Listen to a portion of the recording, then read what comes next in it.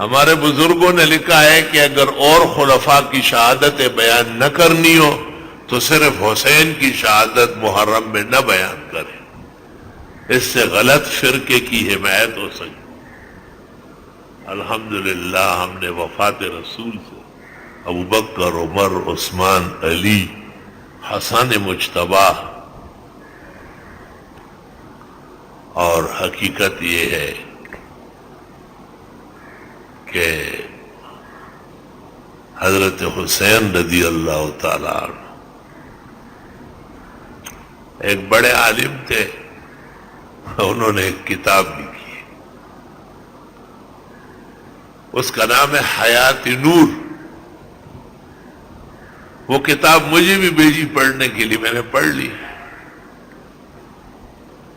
Banuri town کے کتب خانے میں مجھے ملے کہ میری کتاب پہنچ گئی۔ میں نے کہا پہنچ گئی، کہا کیسی ہے؟ میں نے کہا 100% غلط، اسلام کے اکابر کا خون کیا ہے، آپ نے حسین کو نیچے دکھایا ہے اور یزید کو اوپر دکھایا ہے، یہ غلط ہے، یہ مسلمانان اہل سنت کا نظریہ نہیں ہے۔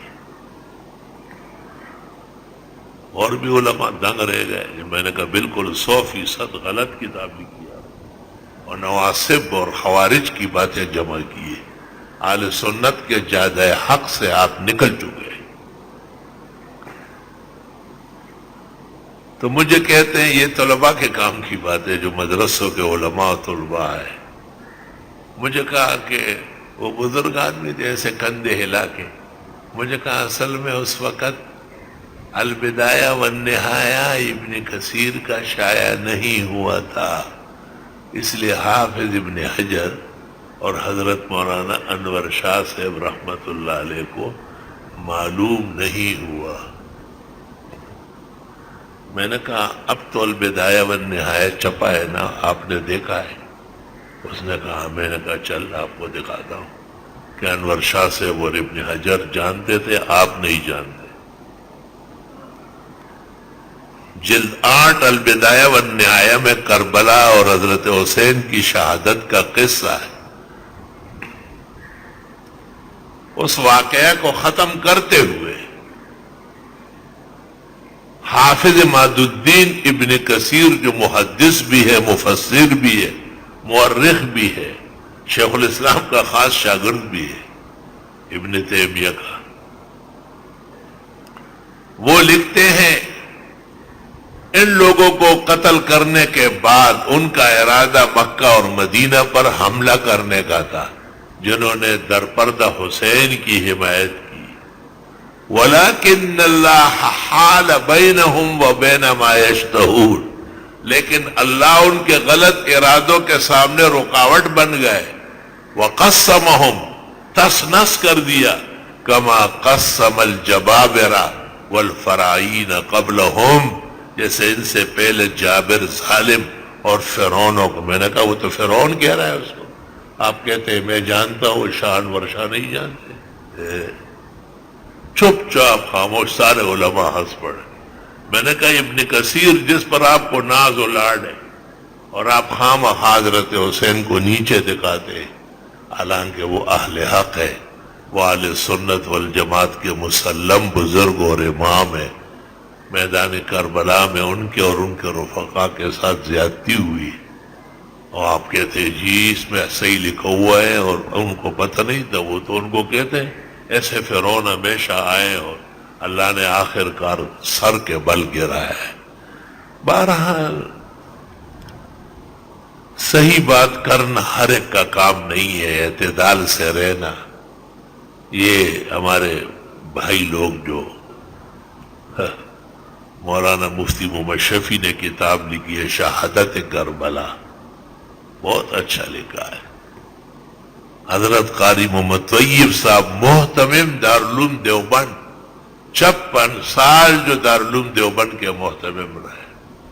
حکیم الاسلام نے مشہور زمانہ خارجی ناصبی محمود عباسی کو جواب دیا ہے، شہید کربلا اور یزید۔ تو یہ تاریخی تکلیف دہ باتیں ہیں، اور ان سے بچ نکلنا اور احتیاط و اعتدال سے رہنا یہ بہت ضروری ہے۔ مجھے غیر اختیاری طور پر بعض باتیں بیان کرنی پڑی۔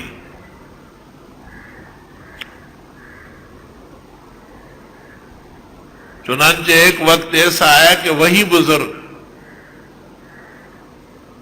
ان کا انتقال ہوا اور انہوں نے لکھ کے میرے نام کہا تھا کہ وہ جنازہ پڑھا ہے۔ میں نے معذرت کی، میں نے کہا میں حسین کے دشمنوں کا جنازہ نہیں پڑھا، میں جن بزرگوں سے متعلق ہوں انہوں نے بے شک یزید کو کافر اور لعنتی تو نہیں کہا ہے، لیکن فاسق فاجر ظالم مانا ہے۔ محدث العالم شارح البخاری و ترمذی شیخنا و استاذنا و وسیلتنا الی اللہ حضرت مولانا یوسف بنوری شرح ترمذی جلد 7 صفحہ 8 پر لکھتے ہیں وہ یزید کا فاسق بلا ریب، اس میں شک ہی نہیں ہے کہ وہ ظالم اور فاسق تھا۔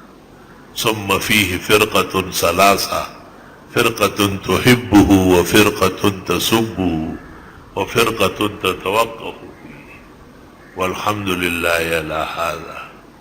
بہرحال یہ دن جو روزے کا ہے یہ حضرت حسین سے بہت پہلے پیغمبر کے عہد مبارک میں ہی آپ نے اس روزے کا ذکر کیا تھا۔ یہ بھی خواہش کی تھی کہ اگر اگلے سال رہا تو 2 رکھوں گا، لیکن اگلے سال تو نہیں رہے، اب سے پہلے ہی فوت ہوئے۔ اور اصل سنت تو یہ ایک ہی ہے، اگر کوئی اس کے ساتھ 11 یا 9 رکھے تو اچھا ہے، کوئی عذر ہو تو نہ رکھنے میں بھی کوئی حرج نہیں، کیونکہ یہ استحباب موقت نہیں ہے۔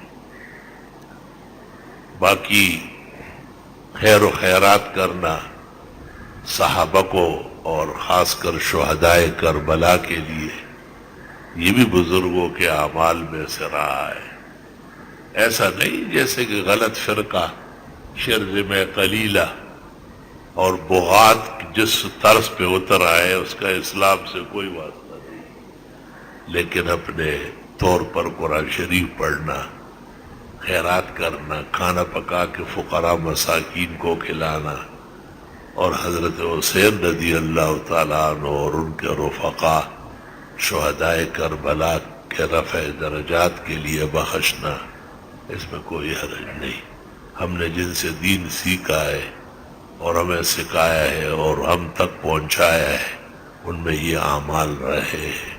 والحمد للہ علی ھذا وآخر دعوانا الحمد للہ۔